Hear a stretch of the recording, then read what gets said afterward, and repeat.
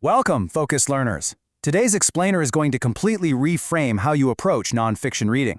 If you've ever felt totally overwhelmed by the sheer mountain of information out there, or, if you feel like you just literally do not have the hours in the day to get through the books you want to read, well, you are in the exact right place. We're looking at a super powerful framework straight from our source material called the buffet method, and it's designed specifically to help you master high-leverage reading.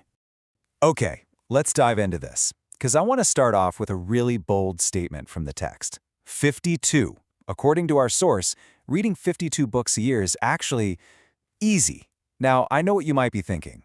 A book a week? With my schedule? No way.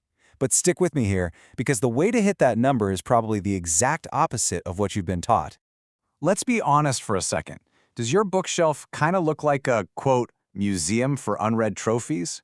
If you have stacks of nonfiction books just sitting on your desk or your nightstand gathering dust, you are definitely not alone. We buy these books with the absolute best intentions, hoping to absorb all of their wisdom. But then, life gets in the way.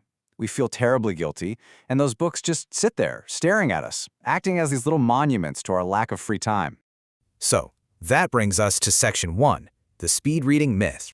So how do we usually try to fix this guilt of unread books?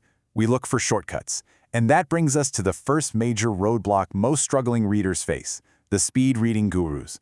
They're out there selling you all these hacks, techniques, and courses promising to double or triple your word per minute rate, so you can just blaze through that stack.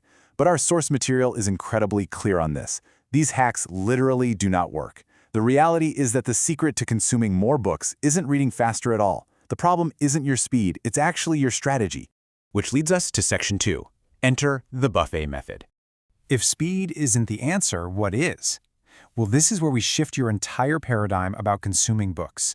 It completely removes the pressure of traditional reading and replaces it with a highly targeted, strategic approach that actually respects your time.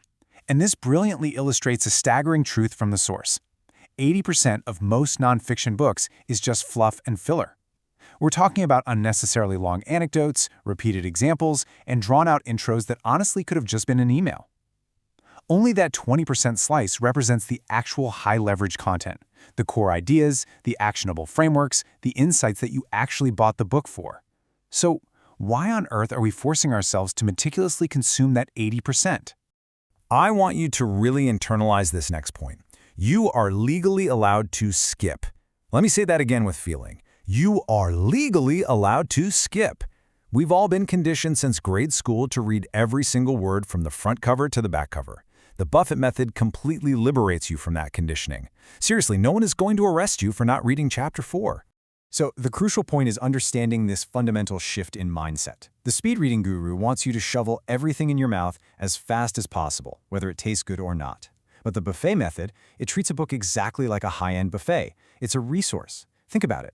You don't walk into a buffet and fill up on the stale bread rolls and the parsley garnish just because they're sitting there. You bypass the filler, and you go straight for the prime rib, the high-leverage chapters that actually serve your goals.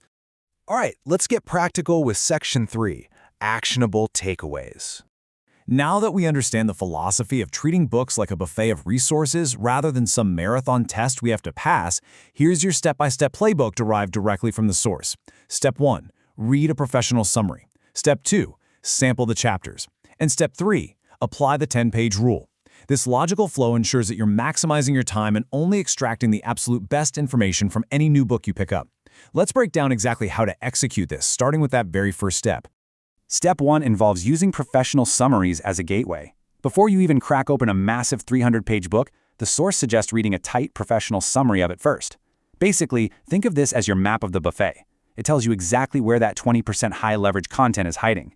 By starting with the summary, you immediately identify which specific chapters hold the prime rib and which chapters are just the fluff and filler. From there, you can just jump directly into the book and sample only those high-value chapters. But what happens if you start reading those sample chapters and the book is just, well, boring? That brings us to our final safety mechanism, the 10-page rule. The source defines this as a definitive law for quitting boring books before they completely kill your motivation. This is your ultimate kill switch. If a book doesn't grab you, deliver value, or hold your attention within 10 pages, drop it. Forcing yourself to slog through a bad book destroys your drive to read altogether. Just drop it guilt-free and move on to a way better resource. We've covered how to ditch the speed reading myth, how to identify the fluff, and how to ruthlessly target only the high-leverage content. So I want to leave you with this final thought and a direct challenge. Which unread trophy on your shelf are you going to gut for its 20% today? Don't let those books just sit there mocking you anymore. Grab one, use the Buffett method, find that high-value core, and start truly mastering high-leverage learning. Thanks so much for joining me for this explainer, and I really hope this transforms your reading habits forever.